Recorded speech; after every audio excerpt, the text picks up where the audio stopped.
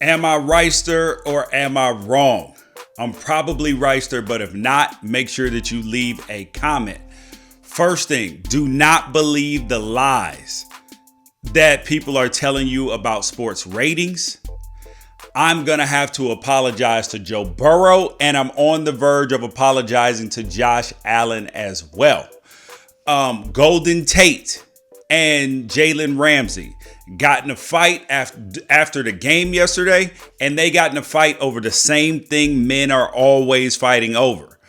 Rivera, coach of the Washington football team, is a brave and honorable man for coaching through cancer treatment, but how is this affecting his team? And the NBA needs more Jimmy Butlers. And of course, my parting shot. Am I right or am I wrong is the intersection where sports, business, society, and pop culture meet the truth. Absolute daily fire. Well, Monday, Wednesday, Friday. Check your feelings at the door. No lies, no BS, because I'm going to keep it 100. Make sure that you guys share with a friend. Link is in the bio for the podcast, for the whole thing. Comes out 3 times a week.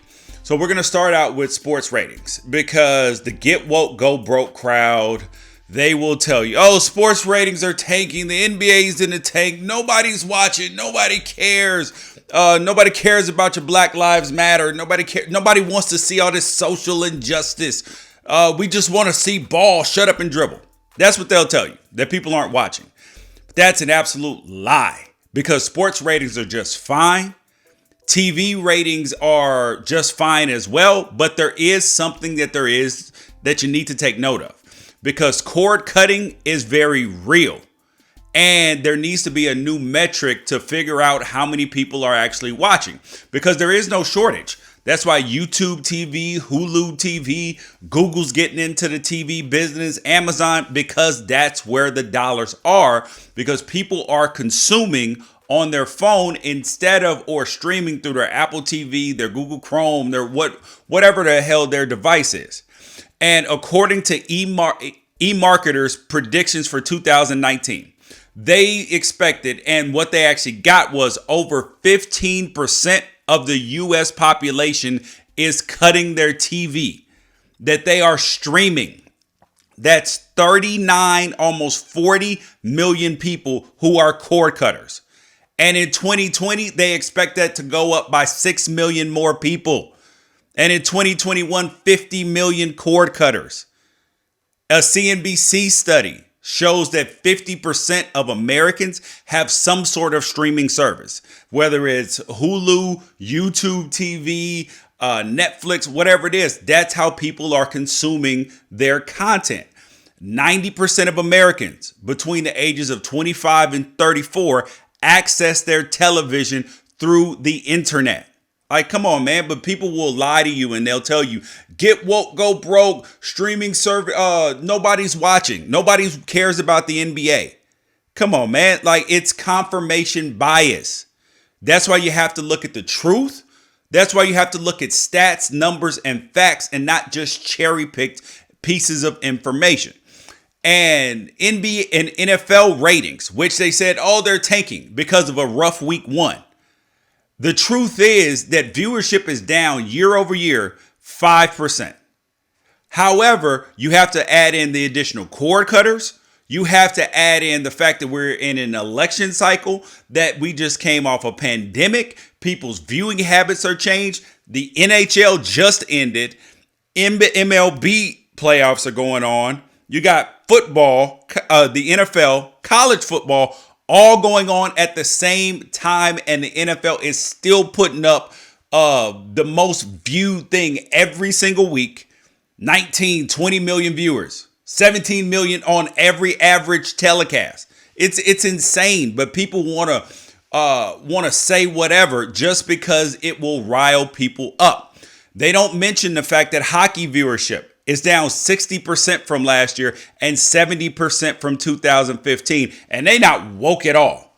You look at baseball. Baseball, their initial playoffs barely got 1 million people. Some of them didn't even get 1 million people per broadcast. But you're talking about the NBA being down? No, this is just in general. because ratings for broadcast television overall are down 47% in prime time. This is not just sports. We're talking about ABC, NBC, Fox, and CBS, down 47%. But all these companies are investing in, you have the CBS app that you have to pay for every month. You can stream all these things. Why do you think they're investing all this money in that? Because it makes money and people are watching. They just want to consume it differently than they used to. So that Monday through Thursday, down. Like they used to get 17 ratings points last year. Now it's averaging 9. That's down 47%. But people will tell you it's tanking. No, it's not. People are still consuming their entertainment. They're just doing it in a different way. So there's the truth. Now, on to ball. I have to apologize to Joe Burrow, and I'm almost on the verge of apologizing to Josh Allen as well. As quarterback for the Cincinnati Bengals and for the Buffalo Bills, if we're counting. So I had questions about Joe Burrow coming out of college. So he played with Justin Jefferson, Jamar Chase, Clyde Edwards-Helaire, Randy Moss's kid, all on their national championship team last year, which was one of the best college football teams of all time. But he was very average the season before. Then all of a sudden he looks like a superhero. They changed their offense, spread offense. SEC defenses usually don't see that, as you see with Mike Leach. And I was sitting there like, wow, like this is interesting. Like, is he going to be a good NFL quarterback? Because he had so much talent on offense that my questions were, okay, he was only good for 1 year. And then he had so much talent surrounding him. Was this really indicative of him, or were these dudes making superhero plays because he had so much talent? I had the same question about Tua as well. But in the NFL, this dude is completing 65% of his passes on a bad team, 6 touchdowns, 2 interceptions, and each week he's giving his team a chance to win. And he's adding value. Rushing, running the ball, escaping ability. Gotta give the man credit. So I have to apologize to Joe Burrow and everybody who said that Justin Herbert was going to be a bust. I have to have you to shut up as well. He's out there balling too. And truthfully, both of these dudes, if you go back to 2016, look at the quarterbacks who've been 1 year started their rookie year. Nobody is having better seasons except for maybe Deshaun Watson, and he got hurt. So you look at going back to 2016, Daniel Jones, Dwayne Haskins, Sam Darnold, Josh Rosen, Paxton Lynch, Carson Wentz, didn't even really play. Kyler Murray, it was all right. Baker Mayfield, suspect. Lamar Jackson didn't play. Trubisky, bad. Mahomes didn't play. Goff, in the beginning. The only one that you can point to is Watson. And that's why I want to give Josh Allen credit. Well, that's why I want to give my man Joe Burrow credit, because he is absolutely out there doing it, and so is Justin Herbert. And the reason why I may have to apologize to Josh Allen, which I am not fully convinced yet, is that he's got 12 touchdowns, 1 interception through the first 4 weeks of the year. He's absolutely balling, but he still makes dumb plays, at least 1 or 2 a game. And once he cuts those out, I will absolutely apologize to the man. But now moving on to Jalen, Ramsey, and Golden Tate. They got in a fight. Cornerback for the Rams, used to play for the Jaguars, and Golden Tate, who was in Seattle, did some questionable things, maybe with Russell Wilson's wife, but we don't know that for sure. Now he was in Detroit, then the Giants. They got in a fight during the game, well, after the game was over with, and then Jalen Ramsey was supposedly waiting on him in the locker room, but they got in a fight over the same things men always fight over.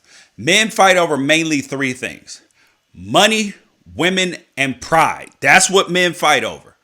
And all 3 came into play with this. So if you don't know the backstory, so here's the backstory. Golden Tate's sister ran track in college. She dated Jalen Ramsey. They were in a relationship for a long time. They have 2 kids together. Last summer, Jalen Ramsey broke up with Golden Tate's sister. Left her supposedly for a dancer out in Las Vegas. So, of course, there comes some pride involved in that. It's a woman and pride. So, of course, Golden Tate's very upset about that, understandably, because I would too if that happened to my sister, especially with a dude out in the league that I didn't probably really want her dating anyway. So, and then there's the money issue, because there's some money involved when there's kids involved. That's just a fact. That is the truth. And during the game, Jalen Ramsey, he tackled him. He got up talking mess. There's pride involved there. And I've told you guys over and over and over again that most beefs between professional athletes, probably 80% of them involve women, the majority of them. And the rest of them are about pride or money. That's literally the only thing that they fight about. The money and the pride are easy ones to figure out. But then the rest of them is their family as it relates to a woman, side chick, wife, girlfriend, something. Those are the only things that they fight about. And that's just a fact. Moving on. Next thing. Ron Rivera, head coach of the Washington football team. He was diagnosed with cancer in August. He was diagnosed with squamous cell cancer. Right after he got not too long after he got the head football job there. And this man is brave. He's honorable. His team is 1-3. They are young. They need leadership and all of this. But I was like, is he costing his team anything because he can't give his all? He's had to sit down on the sideline, on the bench, and not coach and all of these things. So while I applaud him, I do think that it's worth noting that he could be costing his team a little bit in terms of their development. And we have seen this with Chuck Pagano when he got in 2012, when he got the Indianapolis Colts head coaching job. He was diagnosed with cancer as well. He stepped away. And I felt like from the beginning that this was too much that he was expected to do too much already. So the team already had the scandal with the name that was changed to the Redskins. They already had the scandal with the women being treated improperly in the franchise. So this was already a lot for Ron Rivera to deal with. And then to add his cancer diagnosis on top of it, that's just absolutely just insane. So I'm not knocking the man, just saying it's a lot. And while he's brave and honorable, my mom just went through this. I see how much it takes a toll on a person's life. Physically, mentally, emotionally. And it's impossible for him to be the coach that he wants to be, that he needs to be as this is going on. So there's that. Next thing on is, can we please, for the love of God, get more Jimmy Butlers in basketball? Jimmy Butler, forward for the Miami Heat, guard forward for the Miami Heat, put in 45 minutes last game, 40 points, 11 rebounds, 13 assists, but it's not the stat line. It's how hard that this dude plays. Like, nobody plays hard. Well, few people play harder than Jimmy Butler. Like, he gives everything that he has. But even bigger than that, this dude is not flopping all over the place, falling all over the place. He is doing his thing. Like, he's playing with a level of toughness that you don't see from a lot of people. Like, yeah, they go hard, but he's not flopping. You knock him down. He's not crying for flagrants. Just get up and play ball. Because there's a difference between playing hard, working hard, and competing. And Jimmy Butler competes at the highest level, which garners the highest levels of respect. So I appreciate that. He doesn't quit. I mean, just absolutely just tenacious, won't give up. Like, his team is a long shot. They're not going to win. But he doesn't even believe that. He's like, if I lay everything out here, we can be miracle on ice. And I love it. I love it. And all the things that he is are the same things that James Harden, Russell Westbrook, all these other fantastic players are not. Some of them are tough. They don't compete at that level. And they also falling on the ground, begging for foul. No, just go out, be hard-nosed, play tough. That's what we want to see. Because there's a balance, there's a hybrid between 80s, 90s basketball with all them hard-ass fouls and what we have right now, which is soft as grandma's love. More Jimmy Butlers. And of course, my parting shot. We are in the fourth quarter of 2020.